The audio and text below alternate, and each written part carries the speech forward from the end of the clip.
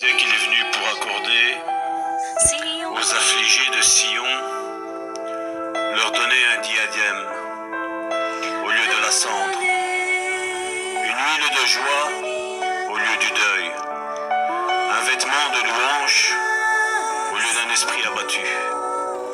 Je voudrais que nous restions tous en communion avec notre merveilleux Saint-Esprit. Je sais que rien que ce passage réveille en chacun d'entre nous des blessures, des incompréhensions, des deuils. Et vous savez, toute parole humaine n'est qu'une parole humaine. Lors d'un deuil, le seul qui puisse vraiment consoler nos cœurs est notre merveilleux Saint-Esprit. Et le Saint-Esprit est là justement maintenant, en cet instant même. C'est un rendez-vous divin que vous et moi nous avons maintenant, où le Saint-Esprit veut guérir. Le Saint-Esprit veut consoler ton cœur. Le Saint-Esprit veut réjouir ton cœur aussi. Vous savez, quand Jésus marchait sur les eaux, et Pierre était dans la barque,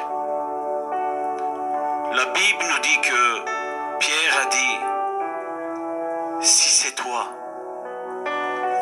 commande que je sorte du bateau et que je vienne te rejoindre. Parce qu'il y avait une tempête là. Tout le monde est resté dans la barque. Mais Pierre avait compris que son miracle n'était pas dans la barque, mais hors de la barque. Et combien de prédications nous avons entendues où Pierre a coulé. Mais moi je veux aujourd'hui te prêcher que Pierre a marché sur les eaux. Moi je suis là aujourd'hui pour consoler ton cœur, ou quand Jésus a dit, comme Karine tantôt l'a dit, tais-toi au vent. Le vent n'a pu faire autre chose que de se taire. Même au travers de cette tempête. C'est vrai que vous et moi, peut-être nous n'avons jamais été au travers de cette situation, dans une barque où il y avait une tempête dans la mer. Mais quand la tempête déferle, c'est des vagues qui viennent de gauche, de droite, d'en haut, de partout. De partout. Il n'y a pas un endroit où tu n'es pas mouillé. Il n'y a pas un endroit où il y a le vent qui souffle, où tu n'entends rien à part le vent, à part le bruit de l'orage, à part savoir que toi, je vais couler. Tu dis, je vais couler. Mais Pierre, un des premiers miracles, c'est que la voix du Seigneur a transpercé les éclairs, a transpercé le vent, a transpercé le flot des vagues. Et Pierre a entendu la voix du Seigneur qui disait, viens, viens Pierre. Tous restaient dans la barque. Et aujourd'hui Pierre c'est toi. Aujourd'hui Pierre c'est moi. Et Dieu te dit, viens, sors de ta barque, sors de ce confort, affronte le problème. Parce que Jésus a appelé. Et quand Jésus appelle, et quand Jésus voit que l'acte de Pierre était vraiment de sortir de cette barque,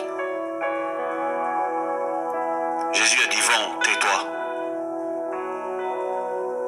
Jésus était au milieu de la tempête avec Pierre. Et Jésus est au milieu de ta tempête, mon frère, ma soeur.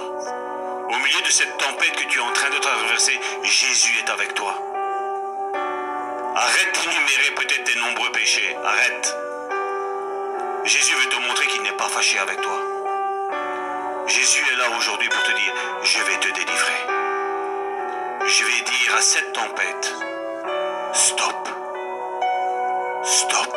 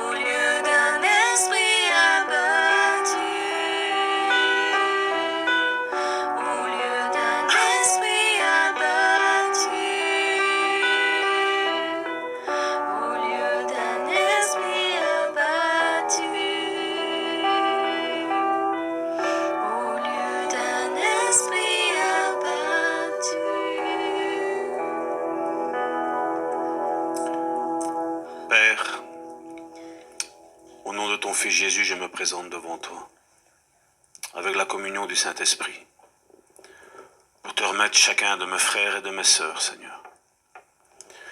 Qu'on m'aime bien ou qu'on m'aime pas, Seigneur, peu importe. Mais Seigneur, tu sais, Seigneur, combien sont, Seigneur, dans cette affliction, Seigneur. Combien, Seigneur, sont abattus, Seigneur. Combien, Seigneur, sont dans le deuil, Seigneur Jésus, Seigneur. Et je te prie, Seigneur, pour chacun de mes frères et de mes sœurs, Seigneur, qui t'a accepté dans son cœur, Seigneur, de les rejoindre là dans leurs difficultés, Seigneur Jésus, Seigneur. Parce que j'ai vu d'innombrables miracles, Seigneur, que tu as fait, Seigneur. Des choses, Seigneur, qui étaient impossibles, Seigneur, à mes yeux, Seigneur. J'ai vu que tu as renversé toute situation, Seigneur. Seigneur, je te prie pour mes frères et mes sœurs, Seigneur. Afin que vraiment tu les rejoins là où ils sont, Seigneur. Le Saint-Esprit scrute les cœurs là maintenant. Et commence à mettre un baume sur ton cœur. Commence à consoler ton cœur. Laisse-le faire. Ne retiens pas. Dis Saint-Esprit, je me laisse faire. Je me laisse faire. J'abandonne tout entre tes mains. J'abandonne tout à tes pieds. Fais. Tu sais ce qui est meilleur pour moi. Tu sais ce qui est bon pour moi. Saint-Esprit, ôte ce vêtement de deuil. Mets ce vêtement de louange. Même à travers les difficultés. Même à travers la mort. Même à travers toutes les tempêtes qui peuvent frapper mes frères et mes sœurs. C'est possible de se réjouir avec le Seigneur. Parce qu'il est là parmi nous. Il est là pour consoler ton cœur, mon frère, ma sœur. Laisse-toi toucher, laisse-toi faire. Le Saint-Esprit n'est pas ton ennemi. Le Saint-Esprit est ton allié. Et celui qui veut te guider vers ses verts pâturages. Il veut te donner à manger, il veut te donner à boire. Il veut consoler ton cœur, il veut te fortifier. Il veut te relever. Il veut augmenter ta foi. Laisse-le faire. Abandonne-toi entre ses mains. Aucune religion ne pourra rien pour toi, aucune. Seul le Saint-Esprit peut. La Bible nous dit que même Jésus est à la droite du Père. Il a été élevé, il a fait son travail, il a fait son boulot qu'il avait à faire ici. Et là maintenant, c'est le Saint-Esprit qui œuvre. L'Esprit de notre Seigneur qui est là maintenant. Laisse-le te toucher, laisse-le te consoler. Laisse-le calmer ses eaux.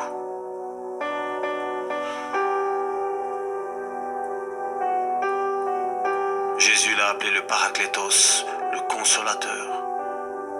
C'est son boulot. Laisse-le faire. Laisse-le parler à ton cœur. Laisse-le briser tes raisonnements. Ne dis pas comment il doit faire, laisse-le faire. C'est un moment entre toi et Dieu. Entre toi et lui. Remets-lui cette situation, ce qui te pèse. Ce qui te fait mal. Ce qui est en train de te tuer à petit feu. Remets ça entre les mains du Saint-Esprit. Saint-Esprit, souffle sur eux, Seigneur. Souffle, Seigneur. Ravive cette flamme qui est en eux, Seigneur. Ravive cette flamme, Seigneur, qui est en train de s'éteindre, Seigneur. Souffle, Saint-Esprit. Embrase-les. Au nom de Jésus. Amen. Amen. C'est un moment de réjouissance, n'est-ce pas? Amen. Donc, on va tous se saluer dans l'amour de notre Seigneur Jésus. C'est de coutume ici chez nous. Nous, ce qu'on aime, c'est s'aimer les uns les autres. Jésus, c'est l'unique commandement qu'il nous a donné, c'est de nous aimer les uns les autres. Et comment on prouve qu'on s'aime? Ben, on s'embrasse.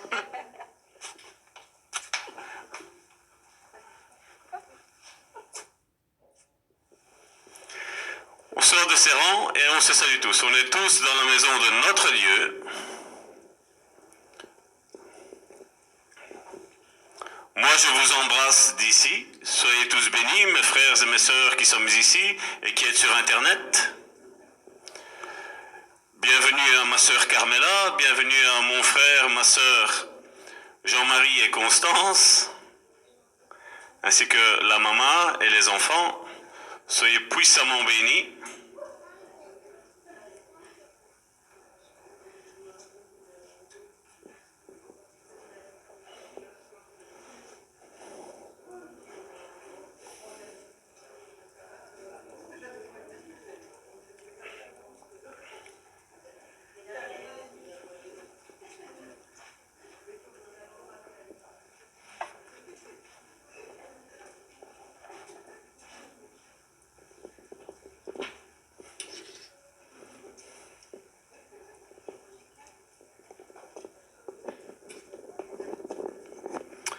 Chers amis les internautes, bonjour à vous aussi. On vous embrasse d'ici de la Belgique. Moi aussi, je vous embrasse à tous. Soyez bénis. Puissamment bénis. Et avant de commencer, nous avons la visite de mon frère Jean-Marie, de son épouse Constance, ainsi que de maman et de ses enfants. Et je vais les appeler ici pour un petit témoignage, une petite pensée ou ce que vous avez. Donc moi, je n'aime pas séparer les couples. Donc j'avais demandé à mon frère, il m'a dit oui. Donc mon frère Jean-Marie et ma sœur Constance, donc vous venez tous les deux.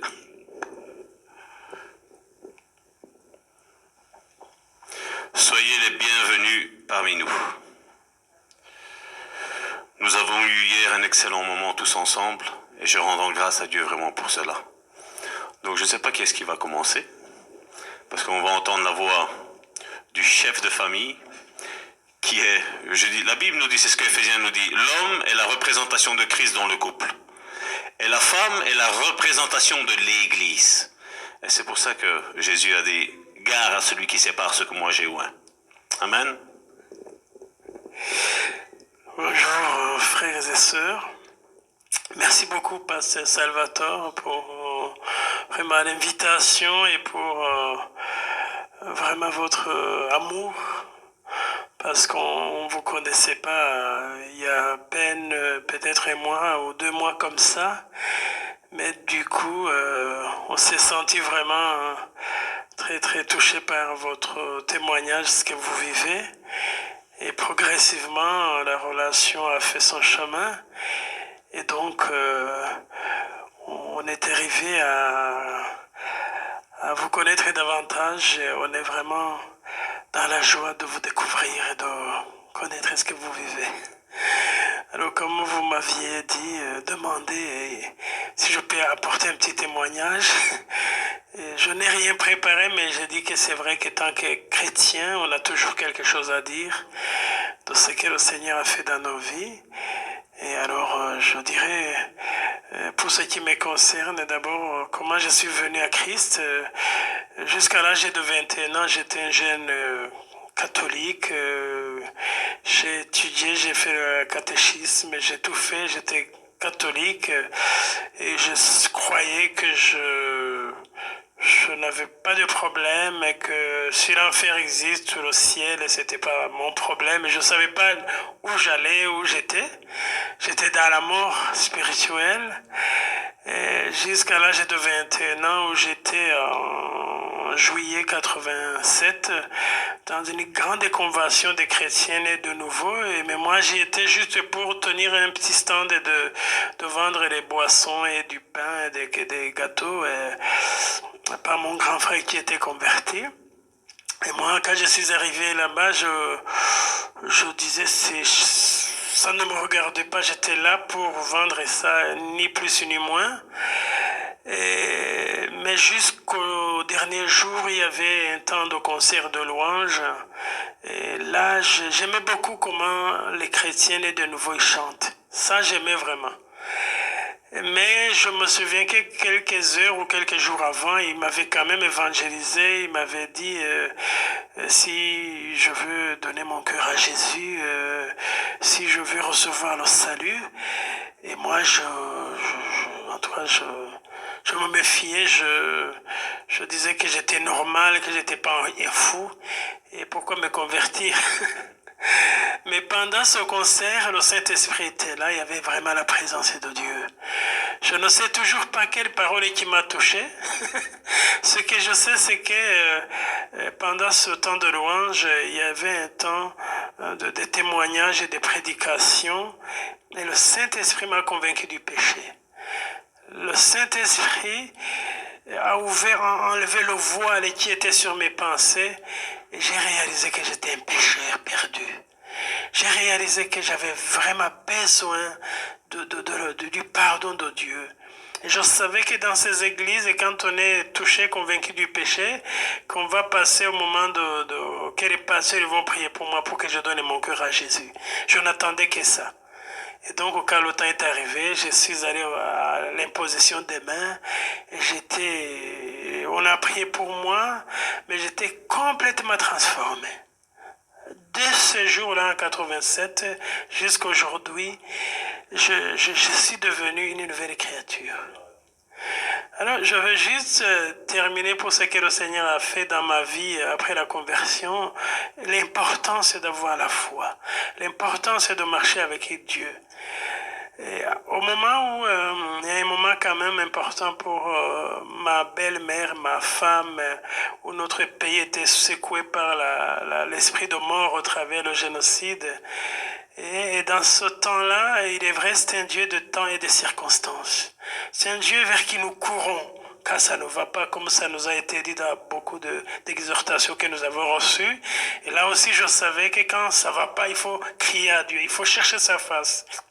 Et quand, effectivement, j'ai prié au travers d'un jeûne et prière, et la nuit, j'ai eu un rêve où je disais dans ce rêve aux gens qui m'appelaient quand c'était mon tour d'être tué, je me souviens que je disais dans un rêve pendant la nuit que l'esprit qui est en moi est plus fort que l'esprit qui est en vous. Je disais à ceux qui tuent, vous ne pouvez pas me toucher parce que l'esprit qui est en moi est plus fort que l'esprit qui est en vous. Le rêve est parti, j'étais sûr que Dieu allait me garder, c'est ce qu'il a fait. Mais juste pourquoi, effectivement, j'ai dit, je suis allé vers Dieu, c'est parce que je venais de tomber amoureux de ma fiancée qui est ma femme aujourd'hui. Donc il y avait des choses en vue. Il y avait un avenir, comme ça a été dit dans les exhortations. J'ai dit, mais il y a une histoire de mourir, et moi je viens de tomber amoureux de quelqu'un, il y a un avenir, et humainement parlant, il faut passer à la machette, quoi. Eh ben, c'est comme ça que Dieu m'a dit, tu vas pas mourir. Eh bien, il a récompensé. Et de l'autre côté, il gardait ma fiancée là où elle était aussi, il gardait ma belle-mère là où elle était. Eh bien, aujourd'hui, on est un couple, une famille heureuse. Et nous bénissons notre Dieu, qui est le Dieu d'action, un Dieu vivant, et qui n'est pas qu'un Dieu de parole, c'est aussi un Dieu d'action, que son nom soit béni. Je laisse ma femme, peut-être elle peut dire aussi quelque chose. Donc, je m'appelle Constance. Alors, dans ma famille, mon père, il disait qu'il croyait rien. Donc, nous, contrairement à la tradition, on n'était pas baptisés quand on était petit. Il avait dit, quand on grandira, chacun des enfants ira où il veut. Donc, ça m'a donné la possibilité d'aller chez les protestants. C'est là où je me suis convertie. Il ne pouvait rien dire parce que c'est ça ce qu'il avait dit. Et mes frères, ils ont pris un autre chemin, ils sont devenus musulmans. Et moi, quand je me suis convertie, j'ai évangélisé ma mère et c'est comme ça que ma mère s'est convertie. Et dans la grande famille, c'est une famille, surtout la famille de mon père, c'est une famille qui a vécu beaucoup dans l'occultisme. Mais je rends grâce à Dieu qu'il m'a sorti là-dedans, il m'a donné la vie. Et même s'il y a eu beaucoup de combats, mais toujours Dieu était avec moi. Et même, j'ai vécu avec ma tante qui n'était pas convertie, qui faisait des pratiques occultes. Mais à un certain moment, elle m'a dit, mais vraiment, ton Dieu, il te garde. Hein? alors qu'au fond d'elle-même, elle ne croyait pas, je ne sais pas si elle ne croyait pas en Dieu, mais en tout cas, elle n'était pas d'accord que moi je sois convertie. Mais à une certaine période, elle a vu le Dieu qui est en moi, qui fait des miracles, ou que j'avais cru qui fait des miracles. Donc je continue à cheminer comme ça avec Dieu jusqu'à ce que je suis arrivée en France. Et dans le travail, je sers le Seigneur comme ça. Amen. Soyez bénis, cher couple béni de Dieu. C'est toujours un privilège d'entendre des témoignages de ce que Dieu fait dans les vies. Et comme je dis, c'est pas parce qu'on entend un témoignage de quelqu'un d'autre que Dieu ne peut pas faire la même chose dans nos vies. Dieu est capable. Dieu, comme je dis, toujours, la Bible ne change pas. Elle est toujours la même. Et aujourd'hui, nous allons parler, je ne sais pas si vous le savez, mais Jésus est monté sur une croix. Elle a été amèrement détruite. Ésaïe 52 nous en parle. La suite est dans Ésaïe 53. La Bible nous dit, c'est un passage qui, lors d'une cellule de maison qu'on faisait, je le répétais pendant 10 minutes, un quart d'heure. Et il y avait une personne qui était là, qui ne voulait rien savoir des choses de Dieu. Et pendant 10 minutes et un quart d'heure, elle a entendu juste ce verset-là. Tous le regardaient. Et tous étaient dans l'effroi. Tant son visage était défait. Tant son visage ne ressemblait plus à un visage d'un être humain. Et pendant 10 minutes, l'Esprit m'a guidé à dire, ça va tu restes sur ce verset-là. Je vais faire quelque chose. Et tous me regardaient en me disant, il y avait des convertis alentour de moi, ils me disaient, mais qu'est-ce que ça va, toi? On dirait que c'est comme un disque, là, c'est resté coincé, et ça répète tout le temps la même chose.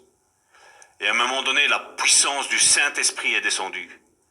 Et il y avait ce garçon qui était là, qui ne croyait pas en Dieu, qui était juste là pour venir faire le bazar dans notre réunion de cellules de maison. Il a donné sa vie à Jésus. Et il y avait des personnes qui étaient là, ça faisait 20 ans, 30 ans qu'ils étaient convertis. Et quand on a vu le fruit au fur et à mesure de ces cellules de maison, ben, je peux vous dire que ce garçon-là était plus converti que des personnes qui avaient 20, 30 ans de conversion. Comme je dis, à partir du moment où tu donnes réellement ta vie, et c'est pour ça que j'ai fait une étude sur la naissance biblique, la nouvelle naissance biblique. Je dis, quand tu rencontres ce Dieu, c'est ce Dieu qui ne change pas.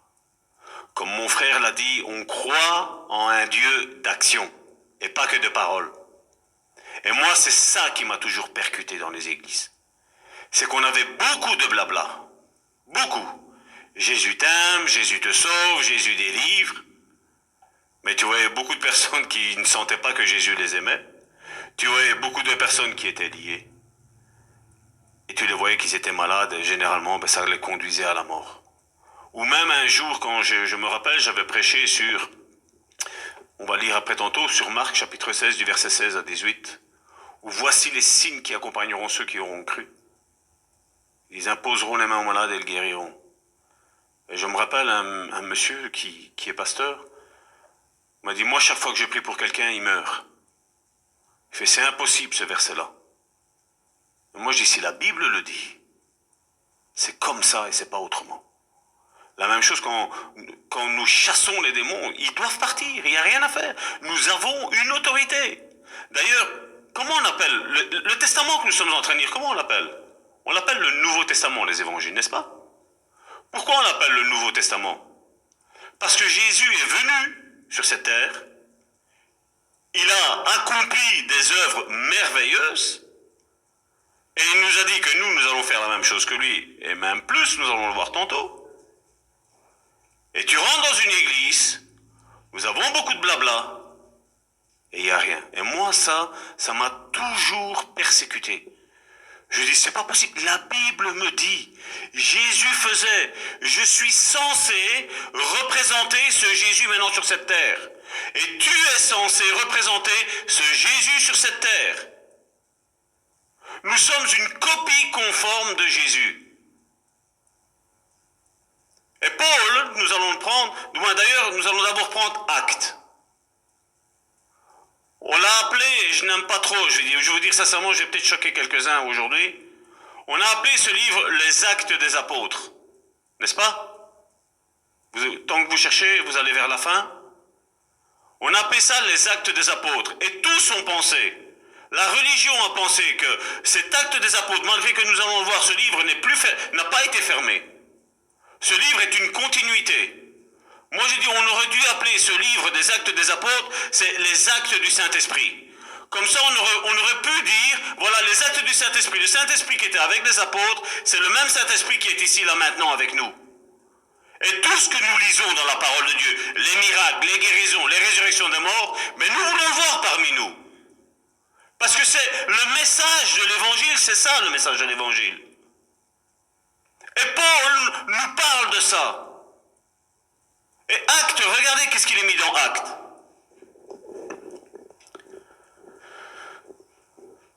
Actes chapitre 28, verset 30.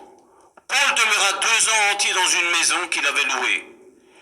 Il recevait, qu'est-ce qu'il est mis? Il recevait tous ceux qui venaient le voir. L'apôtre Paul n'était même pas en déplacement. Les gens savaient, en Israël, que là il y avait un homme de Dieu. Là il y avait un homme dont Dieu a accompagné avec des signes, des miracles et des prodiges. Tous le savaient. Paul n'a pas utilisé Facebook, il n'a pas utilisé Instagram, il n'a pas utilisé Twitter, il n'a pas utilisé YouTube, il n'a pas utilisé tous les moyens de communication que nous avions aujourd'hui. Mais tous savaient que là-bas, il y avait un homme de Dieu. Tous savaient que là-bas, il y avait un disciple de Dieu. Je vais même retirer un homme de Dieu, parce que je veux dire, généralement on va dire, voilà, donc c'est parce que c'est un homme de Dieu, il y a un rang supérieur. Non, c'était un chrétien, c'était un disciple. Cyril me dit oui. Donc l'apôtre Paul était ce disciple de Christ. Verset 31. Prêchant le royaume de Dieu. Aujourd'hui, on dit qu'il faut prêcher l'évangile. Moi, la Bible me parle de prêcher le royaume de Dieu. Et là, je vais vous référer à la première étude que nous avons faite sur la délivrance, ce qu'est le royaume de Dieu. Quand tu prêches le royaume de Dieu, tu prêches tout ce que Dieu est et tout ce que Dieu a donné comme ministère pour l'Église et il le manifeste. Il le manifeste. Prêchant le royaume de Dieu et enseignant ce qui concerne le Seigneur Jésus-Christ en toute liberté et sans obstacle. Peu importe s'il pouvait prêcher ou pas, il prêchait. Parce qu'il savait ce que son Dieu faisait comme miracle. Il prêchait. L'apôtre Paul était là. Et l'apôtre Paul, nous allons voir un autre témoignage qu'il nous laisse dans 1 Corinthiens chapitre 2 du verset 1 à 5. D'ailleurs, je vais vous inviter à la maison, vous lisez les dernières feuilles de Actes du Saint-Esprit. Vous allez voir que ce livre n'est pas clôturé. Et à partir de là, vous savez ce que vous allez faire à partir d'aujourd'hui, si vous ne l'avez pas encore fait. Vous prenez un nouveau calepin et vous mettez Actes du Saint-Esprit. Et tu mets tout ce que le Seigneur fait chaque jour maintenant avec toi. Tu mets verset 1er, donc c'était 28, donc c'est le 29, verset 1er. Voilà, on met ça. Pour l'église Le Bon Samaritain, la même chose. Pour tout ce que là où tu es dans ton église, la même chose. Acte du Saint-Esprit au Bon Samaritain, dans l'église de Strasbourg, dans ton église, là où tu écris. Parce que le Saint-Esprit veut faire quelque chose de nouveau maintenant. Tous sont en train de parler de réveil. Tous. Mais quel réveil? Remplir nos églises? La pensée de Dieu, c'est que nous n'ayons plus d'église. Que nous allions sur ce parking du Carrefour qui est là, et on commence à prêcher là-bas. Que tous les dimanches, je sais où, le parking du Carrefour. Tu viens là-bas, dimanche, on va prêcher là-bas. Tout le monde va entendre ce qui se passe à la Louvière. Amen. Et Jésus, à travers le Saint-Esprit, dans 1 Corinthiens chapitre 2 du verset 1 à 5, regardez ce que l'apôtre Paul nous dit. Parce que comme je disais aujourd'hui, il y a beaucoup de blabla. Mais moi, ça je n'en veux pas. C'est ce que j'ai dit au Saint-Esprit. Moi, ce que je lis dans la Bible, je veux que ça se manifeste dans la vie des personnes. Et merci Seigneur parce que ça se passe. Ça se voit. Les témoignages pilulent aujourd'hui. Ça n'arrête pas. Dieu délivre, Dieu sauve, Dieu guérit, Dieu ressuscite. Pour moi, frère, c'est la version Louis II, nous allons prendre d'autres versions après pour vous faire comprendre un petit peu les nuances qu'il y a. Pour moi, frère, lorsque je suis allé chez vous, ce n'est pas avec une supériorité de langage ou de sagesse que je suis allé vous annoncer le témoignage de Dieu. Car je n'ai pas eu la pensée de savoir parmi vous autre chose que Jésus-Christ. Et Jésus-Christ crucifié. Moi-même, j'étais auprès de vous, c'est l'apôtre Paul qui parle. Vous vous rappelez, le témoignage de l'apôtre Paul, c'est celui qui tuait. C'était un tueur, c'était un criminel. Et dans quelles conditions il est là maintenant, l'apôtre Paul? Moi-même, j'étais auprès de vous dans un état de faiblesse, dans un état de crainte et de grand tremblement. Parce qu'il a compris ce qu'il a fait dans le passé. Le Saint-Esprit l'a convaincu. Et ma parole et ma prédication, qu'est-ce qu'il dit là? Et ma parole et ma prédication ne reposaient pas sur les discours persuasifs de la sagesse, mais sur une démonstration d'esprit et de puissance.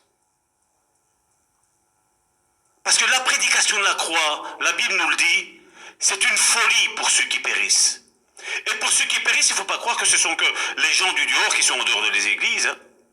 Malheureusement, aujourd'hui, c'est même pour les religieux. C'est une folie de prêcher que Dieu guérit, que Dieu baptise du Saint-Esprit, que Dieu délivre les chrétiens, que Dieu ressuscite ceux qui sont morts. C'est une folie aujourd'hui pour eux. Ils ne croient pas en ça.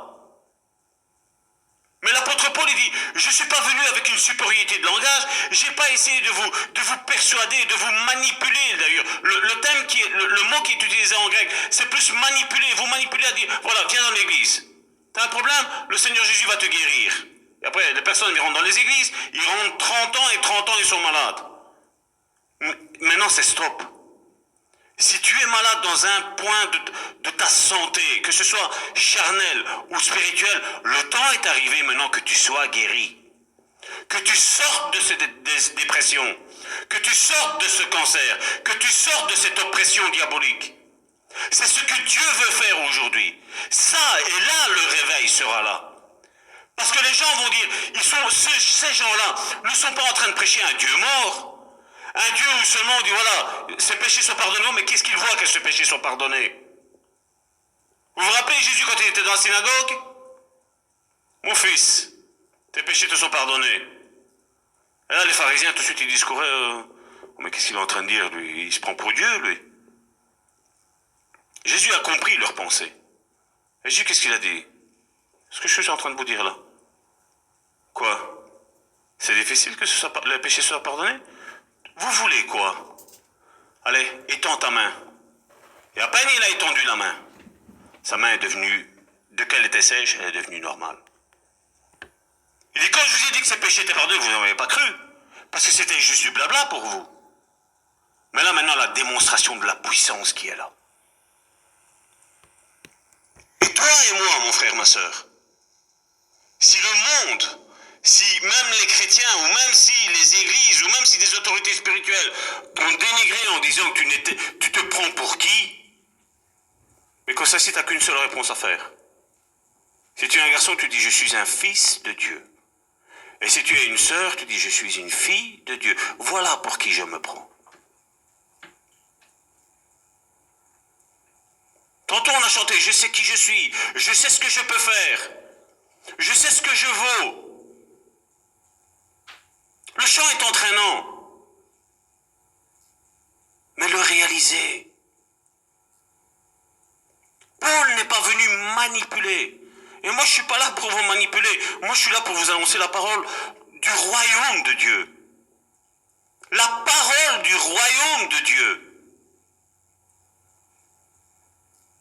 Bien souvent, on me téléphone fois me disent, Salvatore, voilà, j'ai tel problème.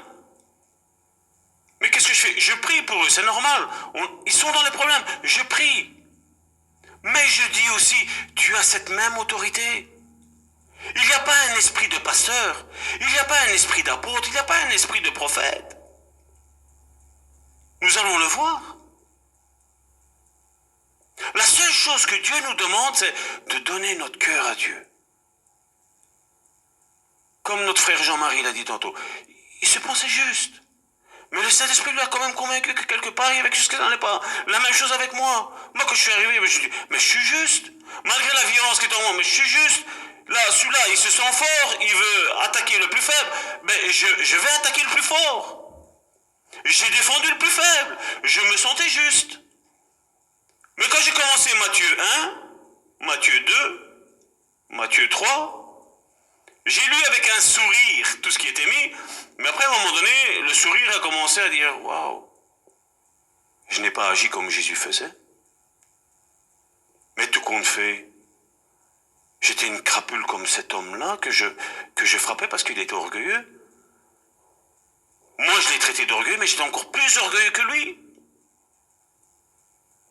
Tous, on peut croire qu'on est juste, tous.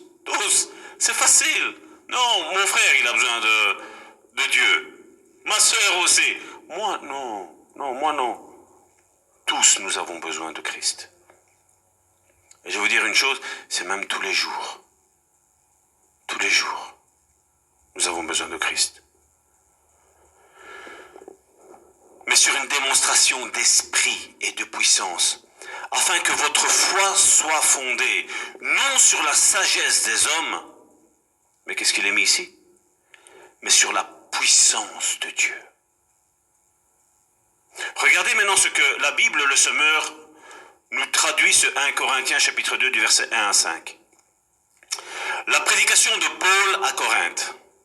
C'est pourquoi moi aussi, frères, lorsque je suis allé chez vous, je ne suis pas venu proclamer les secrets de Dieu en utilisant les prestiges de l'éloquence ou de la sagesse. Vous savez comme aujourd'hui on enseigne à l'école biblique. Donc quand tu prêches, tu dis gloire à Dieu. Oui, c'est comme ça. Tu dois prononcer comme ça. Paul n'a pas fait ça. Hein. Paul, la Bible, on l'a lu, il était tout tremblant là. Vous pensez qu'il pensait à ce que Nicodème lui avait enseigné, son théologien, son père spirituel? Non. Il était là tout tremblant, il disait, tout ce que j'ai appris jusqu'à maintenant, je prends tout ça, je mets tout au bac. Je remets le compteur à zéro. Car je n'ai pas estimé devoir vous apporter autre chose que Jésus-Christ. Et Jésus-Christ crucifié. De plus, quand je suis arrivé chez vous, je me sentais bien faible et tremblant de crainte. Mon enseignement et ma prédication ne reposaient pas sur les discours persuasifs de la sagesse, mais sur une action manifeste. Tous voyaient que ce que Paul prêchait, Dieu accompagnait toute parole qu'il disait. S'il disait qu'il y avait la résurrection des morts, et nous l'avons vu, nous le lisons dans le livre des Actes. À un moment donné, il y avait un garçon qui était sur la fenêtre, et tellement il a fait une prédication hyper longue, comme les chrétiens aiment aujourd'hui. Hein. Il a fait une prédication tellement longue parce qu'il a prêché toute la nuit, un enfant est tombé de par la fenêtre. Pierre est descendu, Paul est descendu, il a prié pour lui et l'enfant est ressuscité. Ils sont remontés dans la chambre haute et il a recommencé encore à continuer à prêcher. Quand les âmes ont soif de Dieu, c'est ça que ça procure. Même que le pasteur dit, voilà, on va arrêter, les âmes disent, non, Seigneur, encore, Seigneur, nous voulons encore. T'as soif de la parole de Dieu. T'as soif de découvrir. Parce que Dieu est au milieu de nous. Amen. La Bible, parole de vie, regardez comment elle traduit ça. Donc ça, je ne l'ai pas noté, mais je vais vous lire. Donc c'est la Bible, parole de vie. Vous pouvez le lire avec nos smartphones. Aujourd'hui, nous avons des applications on peut le lire. Et j'aime cette version aussi. Moi-même, frères et sœurs chrétiens, je suis venu chez vous pour vous annoncer le projet caché de Dieu. Ça change déjà de ce qu'on a eu. Hein. On a à peine commencé, dit, ça c'est le projet qui était caché de Dieu.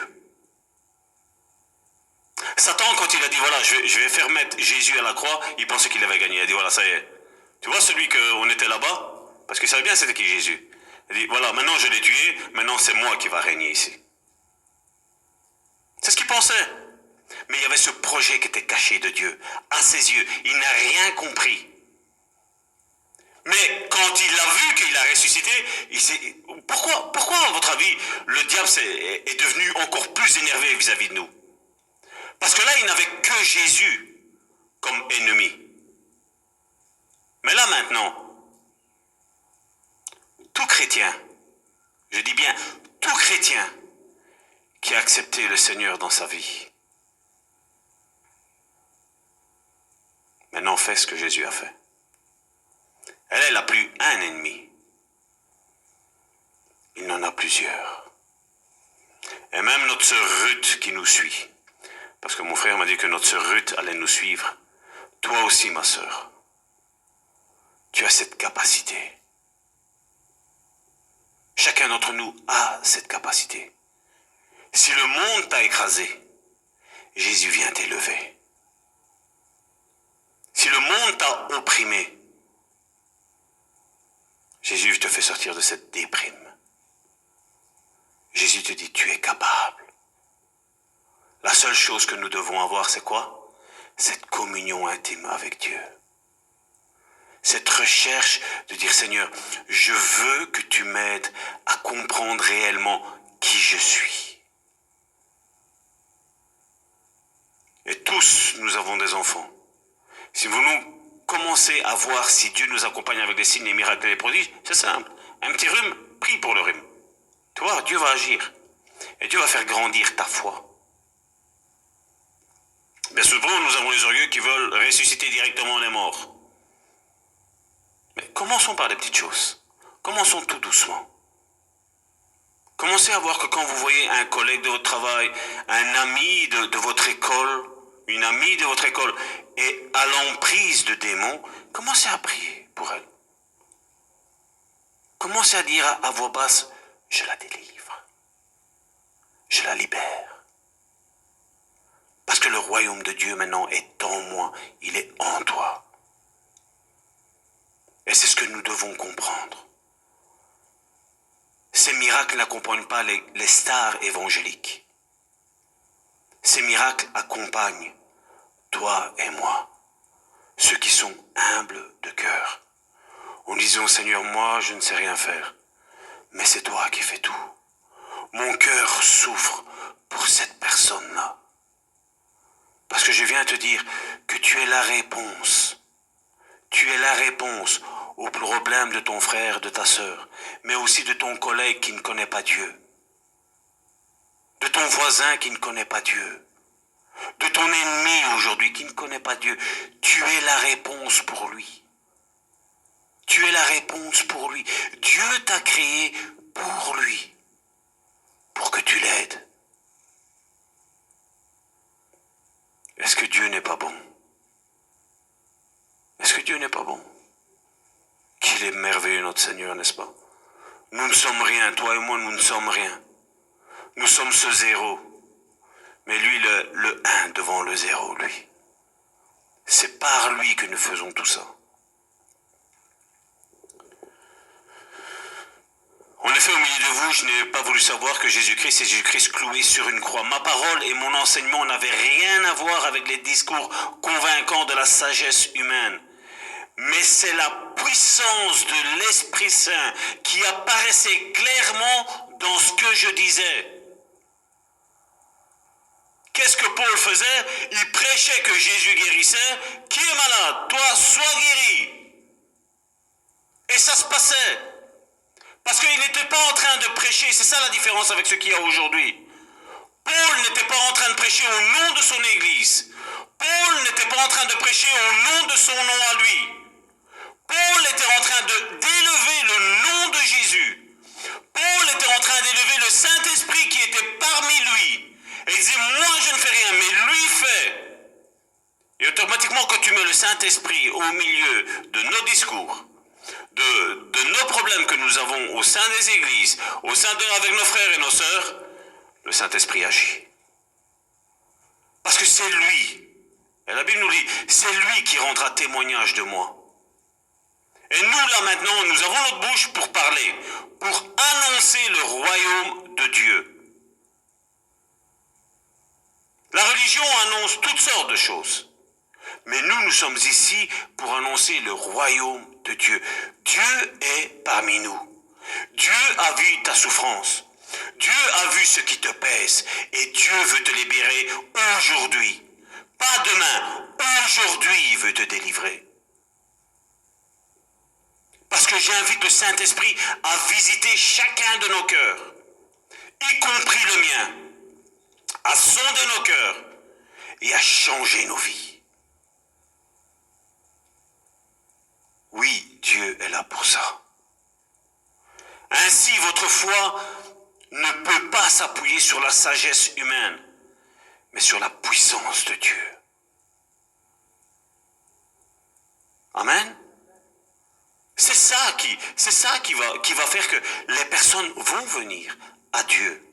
Pas une église, à Dieu. C'est ça qui va faire. Et c'est ce que Jésus, c'est le message de Jésus. Regardons dans Marc, chapitre 16, du verset 16 à 20, j'en ai parlé tantôt. Et il est facile qu'en lisant ça, on dise non, ça c'était dans l'ancien temps. Non, c'est qu'en maintenant ça. Ça c'est, qui tu es, c'est ça. Ce que tu peux faire, c'est ça. Ton identité, c'est ça maintenant. Celui qui croira et qui sera baptisé sera sauvé. Premier point, le baptême. Mais celui qui ne croira pas sera condamné. Quelle est la prédication aujourd'hui? Jésus t'aime, point. C'est vrai. Mais si les personnes n'aiment pas Jésus en retour, qu'est-ce qui va se passer? Si elles ne se baptisent pas, qu'est-ce qui va se passer? Il faut leur dire. Hein? Quand il y a un sens interdit, qu'est-ce qu'on fait qu'on voit que quelqu'un a pris le sens interdit? Qu'est-ce qu'on fait? On fait des appels de phare pour dire « Tu t'es trompé, mon ami. Il y a un danger pour ta vie, là. » Et pourquoi on ne le dit pas pour quand c'est des choses de l'évangile? C'est la même chose. C'est la même chose. Hein? Je ne t'apporte pas une religion. Moi, je te dis que le seul qui puisse te sauver, c'est Jésus, point. C'est le seul. Il est le chemin, la vérité et la vie. Point. C'est pas Salvatore, c'est pas toi, c'est Jésus. Et Jésus dit, voici les miracles qui accompagneront ceux qui auront cru. Est-ce qu'il parle de pasteurs? Non. Est-ce qu'il parle de prophètes? Non. Il parle juste de personnes qui ont cru. C'est même une attestation pour nous de voir que quelqu'un a cru le Seigneur si ces miracles accompagnent ça. Qu'est-ce qu'il est mis maintenant? En mon nom, donc c'est pas en leur nom à eux, ni au nom d'une dénomination, ni au nom d'une église, non, en mon nom, ils chasseront les démons. Et regardez que Jésus a même mis ça en premier lieu. Ils chasseront les démons. Ils parleront de nouvelles langues. C'est bizarre qu'on ne croit pas en chasser les démons, mais on croit en parler en langue dans nos milieux pentecôtistes. Vous voyez comment on fait qu'on pense que ce qu'on a envie? Parce qu'un parler en langue, tout le monde peut faire shabadabada. Tout le monde peut le faire. Comment tu vois si ça vient de Dieu ou si ça vient pas de Dieu? Le fruit, on le voit. Hein? Alors si c'est mon ennemi qui fait ça, ah mais ça c'est pas un langage qui vient de Dieu, ça vient de Satan. Non, moi je vois que si tu es rempli du Saint-Esprit, tu as les fruits dans Galates chapitre 5, verset 22 qui t'accompagnent.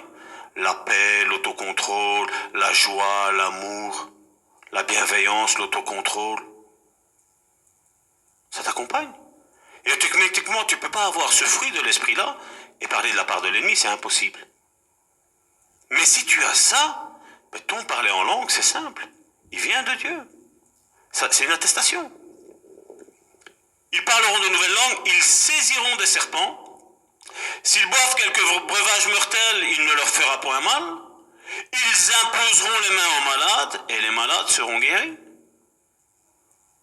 Alors on a trouvé tous des stratagèmes. Ouais, mais il fait ça par la puissance de Satan. Moi je dis la Bible, c'est qu'elle me dit là, ils imposeront les mains aux malades et les malades seront guéris. Encore une fois, qui? Tous ceux qui ont cru. Tous ceux qui ont cru, oui, on peut dire il y a les pasteurs, parce que c'est malheureusement, on le voit aujourd'hui, il y a des pasteurs aujourd'hui qui ne croient plus en ça. On ne croit plus au chasser les démons, on ne croit plus au parler en langue, on ne croit plus à la guérison miraculeuse, on ne croit plus. On croit juste au ce qu'on ne voit pas. Jésus t'a pardonné de tous tes péchés.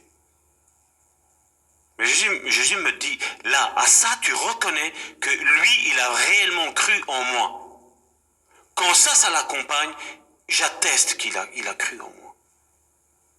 C'est pas nous qui faisons, c'est Dieu qui fait. Même si ici il nous dit, ils chasseront des démons. Qui? Ils? Tous ceux qui ont cru. Ils imposeront les mains aux malades. C'est qui? Ceux qui ont cru. Et les malades seront guéris. C'est ton travail, c'est mon travail, c'est notre travail. Arrêtons de dire non, Dieu va tout faire. Non. Dieu nous a donné la prédication à nous. Dieu nous a donné le témoignage à nous maintenant d'aller l'apporter aux autres, à ceux qui périssent.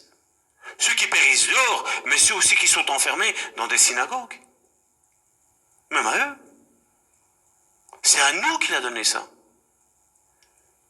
Dieu travaille avec nous pour montrer qu'il est avec nous, qu'il est en nous, et qu'il est toujours vivant, et qu'il est là. Oui, nous prêchons un Christ crucifié sur une croix. Mais il a été retiré de cette croix. On l'a mis au tombeau. 3 jours après, ils sont venus voir ce qui était là. Il a disparu. Mais nous avons des témoignages qui nous disent que Étienne a vu Jésus à la droite de Dieu. Nous avons des témoignages sur les 120 que le Saint-Esprit est descendu. Et chacun d'entre nous a son témoignage que le Saint-Esprit est descendu sur lui. Qu'il peut parler en langue. Qu'il peut imposer les mains aux malades et ils guérissent. C'est ça le message du royaume de Dieu. Le Seigneur, après leur avoir parlé, fut enlevé au ciel et il s'assit à la droite de Dieu. Et ils s'en allèrent, qu'est-ce qu'il est mis? Prêcher partout. Pas juste dans leur simple ville, pas simple dans leur simple église, partout.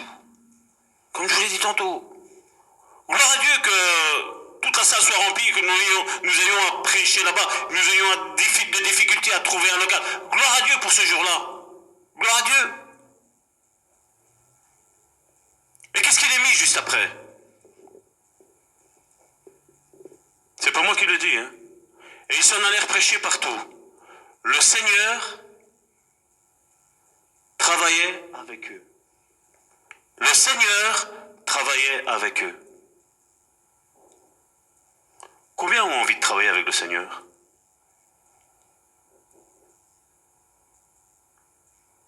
C'est concernant, comme on dit ici, les signes qui accompagnent ceux qui ont cru.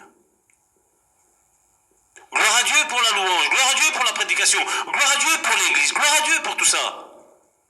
Mais nous devons manifester que nous avons réellement cru en Dieu et que ces signes nous accompagnent. Parce que comme je dis, tout le monde peut dire maintenant, comme je dis, que ce soit pour le parler en langue, mais ça c'était dans le temps. Mais si toi tu crois maintenant que tu commences à parler en langue, et que les choses changent, les choses bougent, ceux qui sont en train de contredire ce que nous sommes en train de prêcher auront la bouche fermée. Quand tu dis qu'un chrétien peut être délivré et qu'il va y avoir une manifestation, comme j'ai déjà vu, non, moi je crois pas, c'est pas grave, on va prier ensemble. Et pas, tu vois, ça se déclenche. Ça vient d'où ça? Ben voilà. C'est ce que j'ai toujours dit. Je crois en ça. Et nous devons arrêter de prêcher l'évangile, mais prêcher le royaume de Dieu. Que Jésus est venu laver et purifier son peuple. Qu'il est venu se mettre un peuple à part. Mon frère, ma sœur, tu dois croire en cet évangile-là. C'est l'évangile que Jésus prêchait, c'est l'évangile que Jean-Baptiste prêchait, c'est l'évangile que les apôtres prêchaient, c'est l'évangile que tous prêchaient, même Timothée, même Pierre, tous prêchaient cet évangile-là, que Jésus délivre, Jésus guérit, Jésus ressuscite. C'est ce que Jésus fait. Combien que j'ai comme don? Mon deuxième point. Qu'est-ce que j'ai comme don? Moi, je dis, la Bible, pour moi, la Bible, elle est claire. 1 Corinthiens, chapitre 1, du verset 5 à 7. 1 Corinthiens, chapitre 1, de 5 à 7.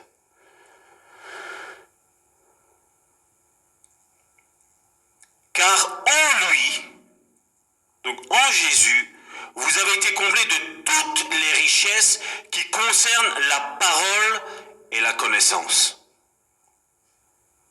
Le témoignage du Christ ayant été solidement établi parmi vous, et qu'est-ce qu'il est mis là? De sorte qu'il ne vous manque aucun don. 1 Corinthiens 12. Il nous manque aucun don. Certains me diront, ouais, mais Salvatore, il parlait à l'église de Corinthe. Et même s'il parle à l'église de Corinthe, ben là, maintenant, nous sommes réunis tous ensemble, ben tous les dons sont ici parmi nous. La prophétie, la connaissance, tout est ici. Tout est là. Nous nous réunissons, tout est là. Mais je suis celui de celui qui croit que chacun d'entre nous a tous les dons. Personnellement, tous les dons. Je le crois. Je le crois. Je parlais avec quelqu'un qui est fort proche de ma famille, c'est ma tante, qui est dans un milieu religieux, et je disais, tu sais, Zia, je dis, il y a bien plus que ce que tu ne crois. Je dis, on vous a enfermé dans ce cercle religieux, mais je dis, mais il y a bien plus que ce que tu ne crois. Je dis, moi, en toi, je vois tel don, qui est quelque chose qui excelle dans ta vie. Et je l'ai entendu pleurer. Elle m'a dit, jamais on m'a enseigné ça, Salvatore. Ça fait 25 ans, ou 30 ans, je ne sais plus combien de temps ça fait, qu'elle est enfermée dans cette église. Elle a le don là et elle ne savait même pas qu'est-ce qu'elle est en train de manifester. C'est pas malheureux. Mes frères, mes sœurs, c'est pas malheureux. Nous avons la parabole des talents. Nous savons que nous avons quelque chose et nous l'enterrons, nous le mettons là. Moi, Salvatore, jamais je ne pourrais dire que Dieu ne délivre pas. Jamais je ne pourrais le dire.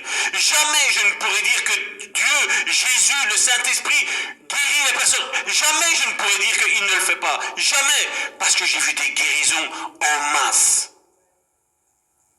Le parler en langue, j'ai vu des personnes qui ne croyaient pas en parler en langue. J'ai dit, écoute, on va prier ensemble. Je dis, c'est pas moi qui le donne. Mais je dis, mais il y a quelque chose qui est en train de se passer. J'étais juste en train de lui prêcher. Et à un moment donné, il était en face de moi, il a commencé, il est parti à parler en langue. On n'a même pas prié. Moi, j'avais dit, on va prier. J'ai même pas prié avec lui. J'étais juste en train de l'enseigner. Mais Dieu, qu'est-ce qu'il a fait? Ce qui sortait de la bouche, c'était pas une persuasion, ce n'est pas une manipulation, c'était une réalité. Et Jésus l'a fait. Le Saint-Esprit est tombé sur cette personne-là. Et lui-même, après, il y avait le doute. Il dit, ouais, mais est-ce que c'est moi parce qu'on a parlé de ça? Je lui ai dit, écoute, dans les prochains jours, tu vas le voir. Et il m'a dit, comment tu vas le voir? Malheureusement, je connaissais son pasteur. Je lui ai dit, écoute, ton pasteur maintenant va se rendre compte que tu parles en langue et tu vas être persécuté. Mais non, il fait, mon pasteur, il est plein d'amour. Je lui ai dit, attends, tu verras bien. 2 jours, ça a passé. Parce que le jour-là, il a été voir son pasteur. Et son pasteur était énervé ce jour-là. Le dimanche, à l'église, une prédication. Il a été le samedi. Moi, je l'ai vu le vendredi. Il a été le vendredi soir. Le samedi, il a commencé à avoir des frictions avec son pasteur. Le dimanche, en plein pupitre, il a prêché une église de Pentecôte. Il a prêché contre le baptême du Saint-Esprit. Le lundi, il était mis dehors de cette église-là. C'est pas malheureux? Une église de Pentecôte? Je crois que c'est plus une église de Pentecôte. Pentecôte. Mais l'église de Pentecôte, c'est comme ça. On monte en puissance. Plus on voit Dieu agir à travers ce qui sort de notre bouche par le Saint-Esprit, pas par l'orgueil, par le Saint-Esprit, et plus notre foi grandit, et plus nous sommes sûrs que le Saint-Esprit agit dans la vie des personnes. Parce que nous sommes de la Pentecôte. Et comme je le disais, pas de la Pentecôte. Pentecôte, non. Nous sommes de la Pentecôte, de la puissance. Notre prédication ne repose pas en des discours persuasifs. S'il y a quelque chose que vous ne croyez pas, demandez au Saint-Esprit de vous convaincre. Parce que c'est lui qui convainc de péché, de justice et de jugement. C'est lui qui convainc que ce que je suis en train de vous dire vient de la parole de Dieu. Et que en vous, Dieu a donné son esprit, un esprit de puissance qui est là pour terrasser l'œuvre de l'ennemi. Aujourd'hui, beaucoup de chrétiens subissent, mais il est temps que nous attaquons maintenant l'ennemi. Que nous le poussions dans ses retranchements, que quand tu vois ton frère, ta sœur en train d'être enchaîné par les œuvres du diable, tu dis stop au nom de Jésus. Parce que c'est l'autorité que nous avons. Toi et moi, nous sommes ambassadeurs de Christ. Toi et moi, nous avons pris l'héritage de Christ.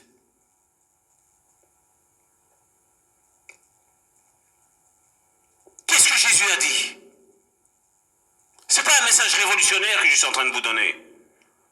Je suis en train d'essayer de vous donner un message qui va convaincre vos cœurs. Et je prie que le Saint-Esprit vous convainc de qui vous êtes, comme on nous l'a chanté. De ce que vous avez la capacité de faire au nom de Jésus, par la puissance du Saint-Esprit qui agit en nous. Et qui peut faire infiniment au-delà de ce que nous pensions ou imaginons. Il est temps d'arrêter de subir les assauts de l'ennemi. Il faut l'attaquer. Lui doit avoir peur de nous et pas nous de lui. Parce que nous avons la puissance du Saint-Esprit en nous maintenant. Et Jésus a dit dans Jean chapitre 14 du verset 12 à 13, Jésus n'est pas le menteur, il a dit « Je suis la vérité ». Jésus a dit en vérité, je vous le dis ». Quand Jésus dit en vérité, c'est quelque chose de très important pour toi et pour moi, mon frère, ma soeur. Il ne l'atteste pas une fois, non pas deux fois. Parce que là, il parle en vérité au nom du Père, en vérité au nom du Saint-Esprit, et il dit, je vous le dis, et il parle en son nom. La Trinité que nous prêchons. Il atteste que c'est réel ce qu'il dit.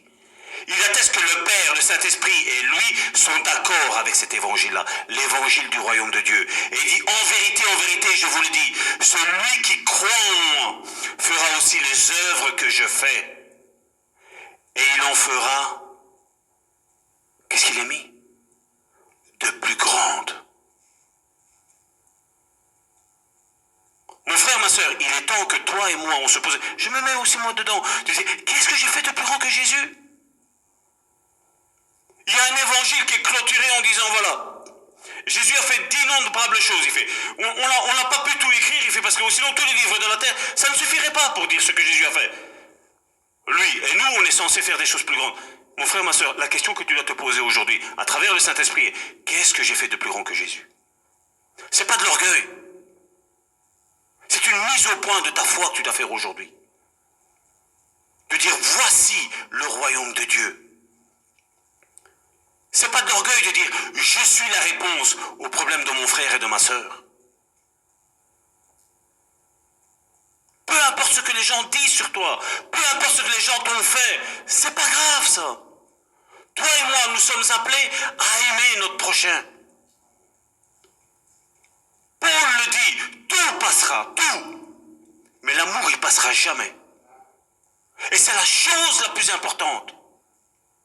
À ceux-ci reconnaîtront que vous êtes mes disciples, si vous vous aimez les uns les autres. C'est le signe par excellence.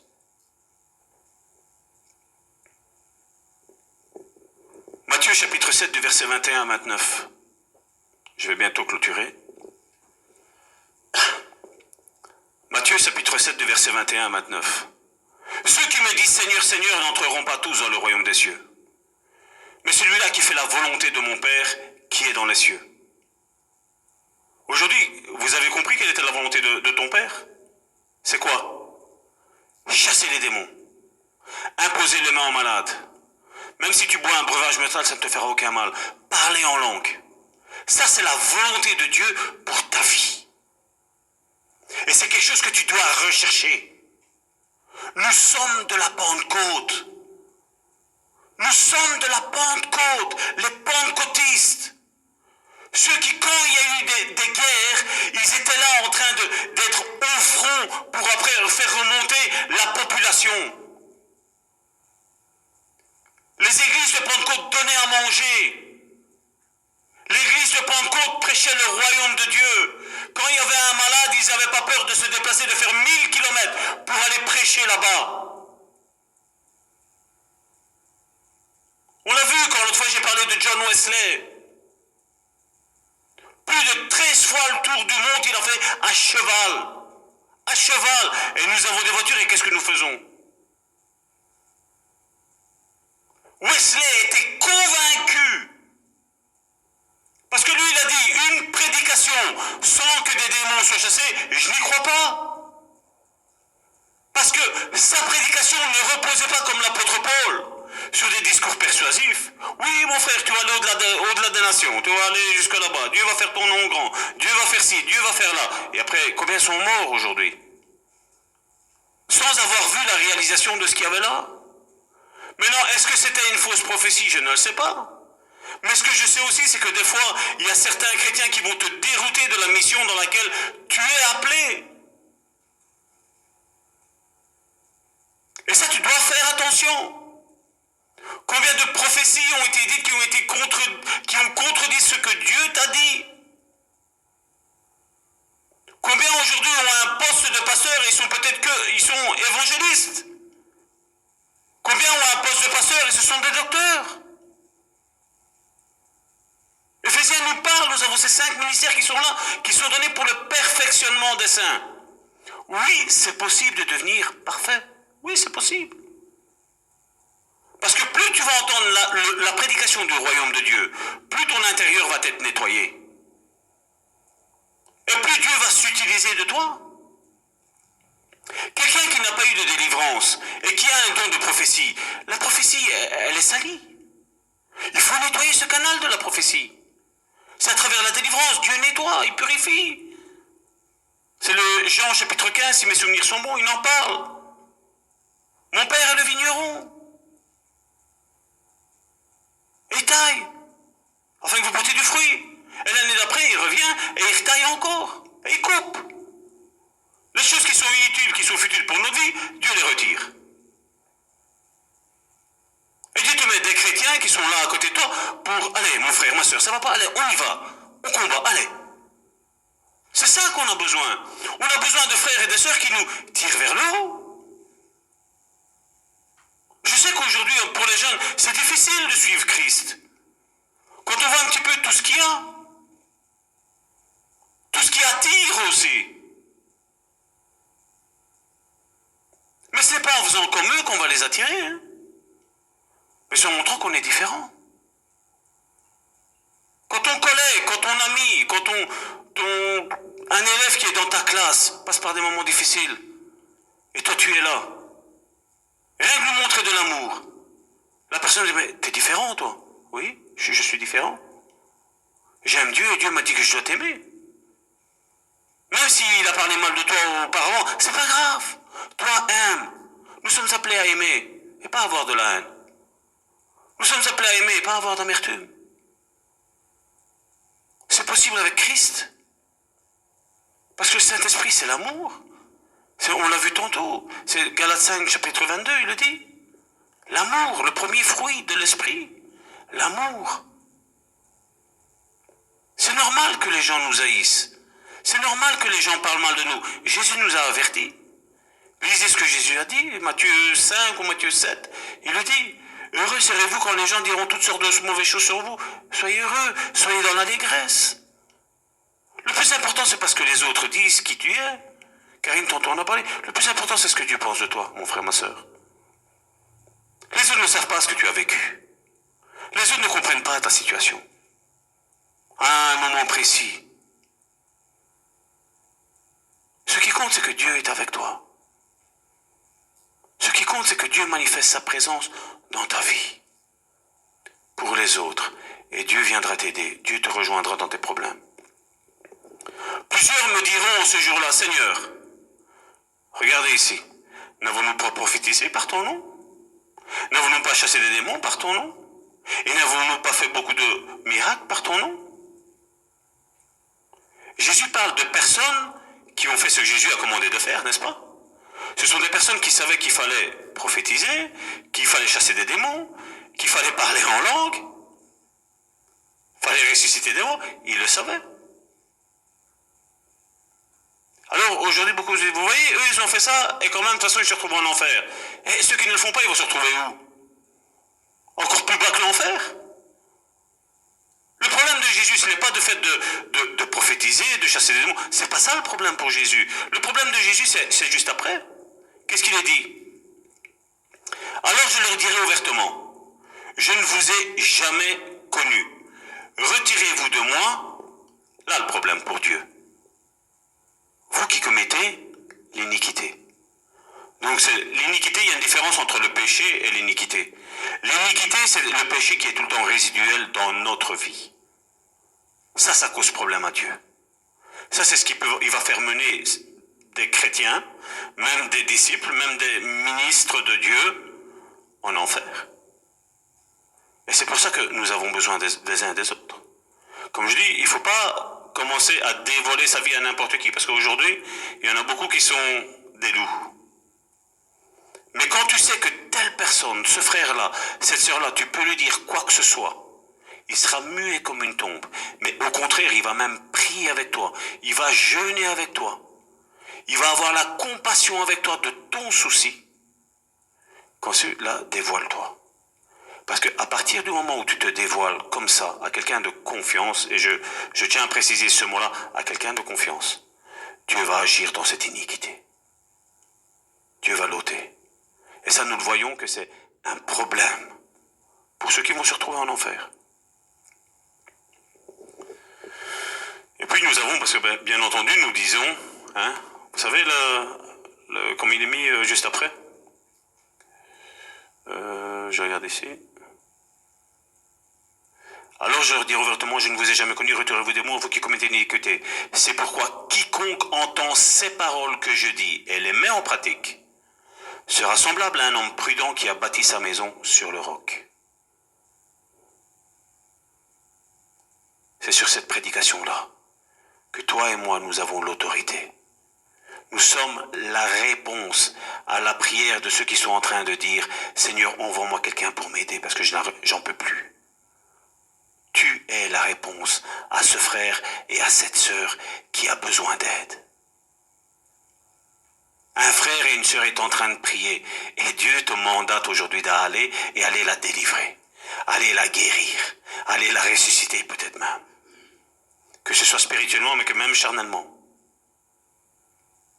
Amen.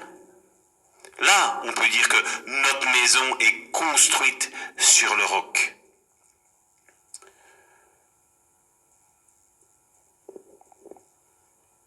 « 1 Pierre, chapitre 1, verset 25. » Parce qu'aujourd'hui, nous avons, le Seigneur un temps baptisait. Le Seigneur, dans le temps, faisait des guérisons, des miracles, chassait les démons. C'est ce qu'on disait, c'est ce qu'on entend dire aujourd'hui. Dans le temps, Dieu faisait ça. Moi, j'ai ce verset-là, moi, qui me cause problème. Mes frères, mes sœurs. Mais la parole du Seigneur demeure éternellement. Et cette parole est celle qui vous a été annoncée par l'Évangile. Dieu n'a pas changé.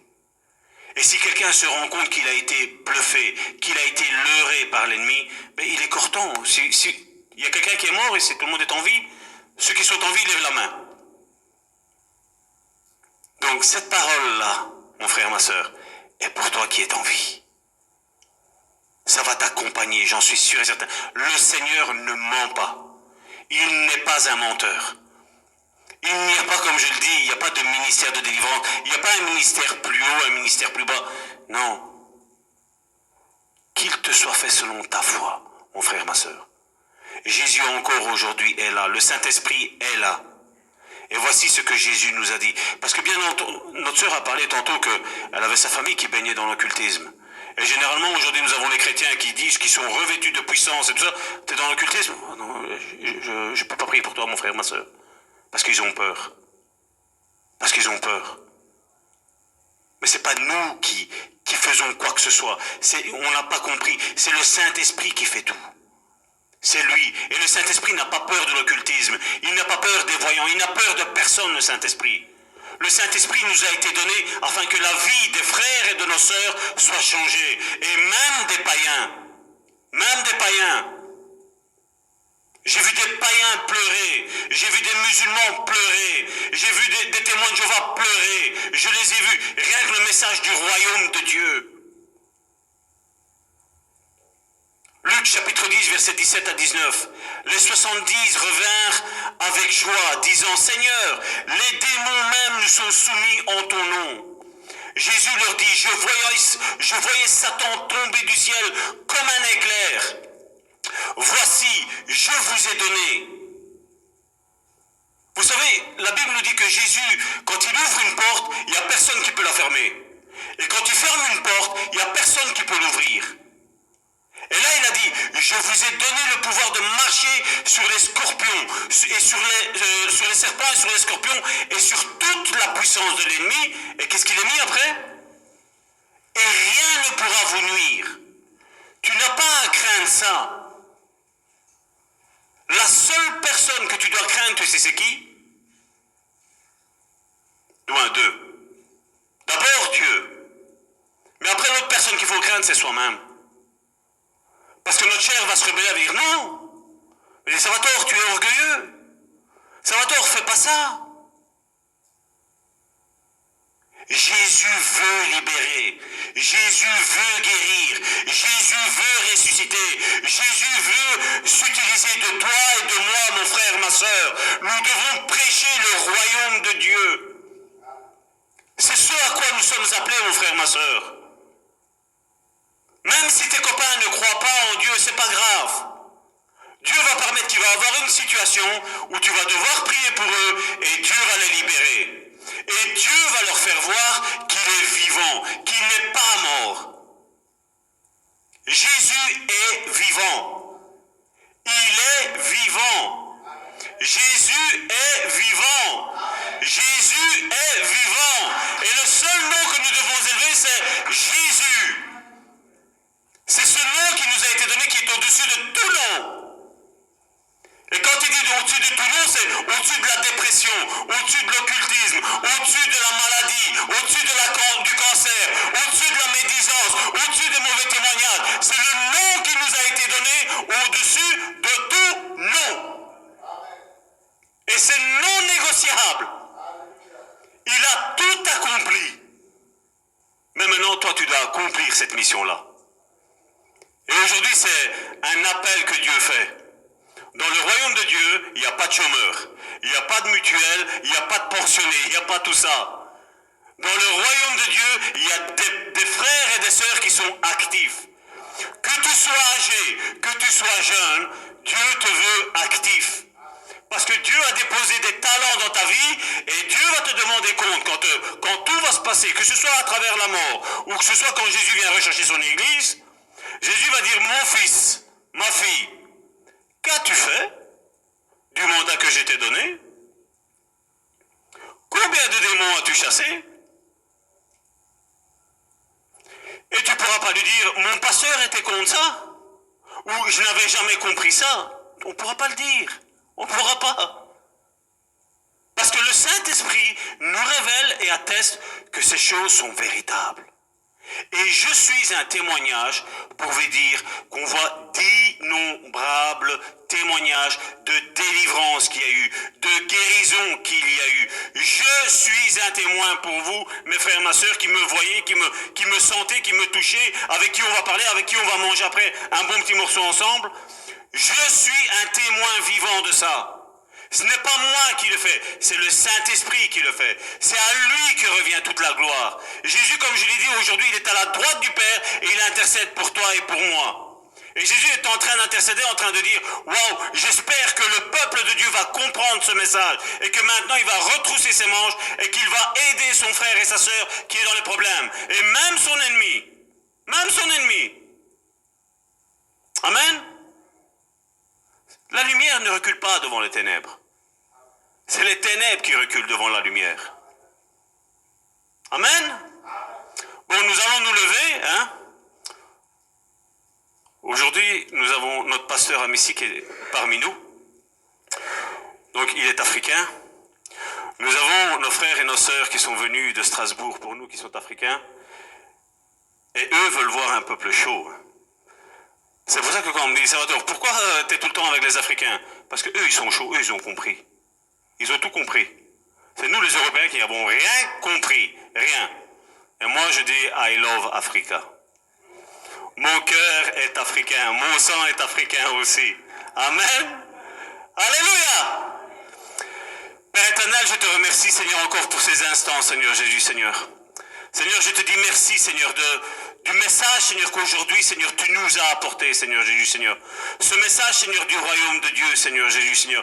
Je te prie, Seigneur, afin que, Seigneur, chacun de mes frères et de mes sœurs, Seigneur, ne ressorte pas de ce lieu, Seigneur, ou après cet audio, Seigneur, qu'ils ont écouté, Seigneur, ou après cette vidéo, Seigneur, qu'ils auront fini, Seigneur, d'écouter, Seigneur, ne se disent pas, non, ça c'est pour mon frère, ou ça c'est pour ma sœur. Non, que chacun dise ça, ce message aujourd'hui était pour moi. Aujourd'hui, Dieu me rappelle à l'ordre que je suis capable d'accomplir la mission pour laquelle il m'a créé. Oui, Seigneur, aujourd'hui, Seigneur, tu convaincs, Seigneur, mes frères et mes sœurs, Seigneur du Seigneur, qu'ils ont été créés, Seigneur, pour un but, Seigneur du Seigneur. Ils ont été créés, Seigneur, pour aider, Seigneur, son prochain, Seigneur du Seigneur. Je te dis merci, Seigneur, pour mes frères, Seigneur, et mes sœurs, Seigneur, qui sont là, Seigneur, qui ont écouté, Seigneur, aujourd'hui ce message, Seigneur. Mets cette conviction, Seigneur, dans leur cœur, Seigneur, afin que, Seigneur, vraiment, Seigneur, ils rentrent, Seigneur, dans la mission, Seigneur du Seigneur, qu'ils comprennent, Seigneur, ce pourquoi, Seigneur, ils ont été créés, Seigneur, qu'ils n'ont plus, Seigneur, à craindre, Seigneur, la puissance, Seigneur, de l'ennemi, Seigneur,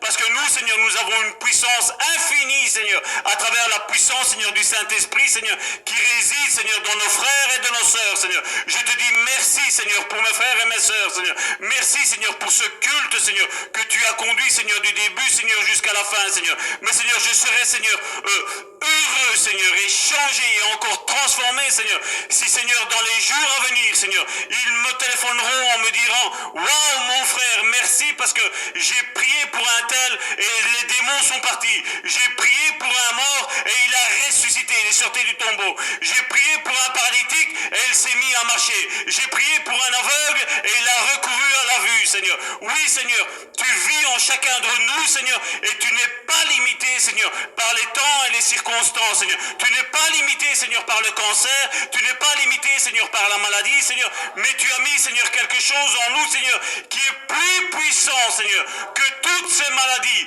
qui est plus puissant, Seigneur, que cette mort, qui est plus puissant, Seigneur, que la dépression, Seigneur. Au nom puissant de Jésus, Seigneur, tu souffles maintenant, Seigneur, sur tous mes frères et mes sœurs, Seigneur, qui écoutent ce message, Seigneur. Tu souffles, Seigneur, ton Saint-Esprit, Seigneur. Tu les remplis d'autorité, de puissance, Seigneur, et tu les accompagnes, Seigneur, dans le travail, Seigneur, et dans la mission, Seigneur, que tu leur mettras, Seigneur, à côté d'eux, Seigneur, chaque jour, Seigneur, et ils verront, Seigneur, que ton message, la prédication du royaume de Dieu est la chose la plus importante que nous devons prêcher au sein de nos églises, Seigneur. Et je te dis merci pour tout, Père. Père et nos sœurs, Seigneur, qui sont en difficulté, Seigneur. Je te prie, Seigneur, afin que les couples, Seigneur, soient vraiment de ton royaume, Seigneur. Je te prie, Seigneur, afin que, Seigneur, aussi, Seigneur, les enfants, Seigneur, soient restaurés, Seigneur, soient renouvelés, Seigneur, dans leur foi, Seigneur, en voyant, Seigneur, que tu as fait des miracles, Seigneur, au sein de leur famille, Seigneur, et que eux aussi, Seigneur, ils commencent à prêcher, Seigneur, l'évangile du royaume de Dieu, Seigneur, et que tu les accompagnes aussi, Seigneur, avec les signes, les miracles et les prodiges, Seigneur, que tu travailles, Seigneur, avec eux, Seigneur, qu'ils ont 2 ans, Seigneur, ou qu'ils ont 40 ans, Seigneur, peu importe, Seigneur, tu accompagnes tout le monde, Seigneur, avec les signes, les miracles et les prodiges, Seigneur, de la prédication du royaume de Dieu, Seigneur. Et je te dis merci, Seigneur, pour mes frères et mes sœurs, au la communion du Saint-Esprit. Au nom de Jésus, Amen. Bon, nous allons faire un petit chant. Nous allons procéder et puis nous allons voir ce merveilleux moment. Nous avons mangé spirituellement. Et ici, au sein du Bon Samaritain, nous savons qu'il faut manger spirituellement, mais il faut manger aussi charnellement. C'est une chose très importante que tu fais. Et je sais que Dieu va restaurer ton cœur et il va te donner tout ce que ton cœur désire, ma sœur. Sois bénie. Jésus. Et si notre Dieu est avec nous, qui sera contre nous? C'est ce que la parole nous dit. Si Dieu est avec nous, qui est contre nous? Personne. Personne. Avec moi.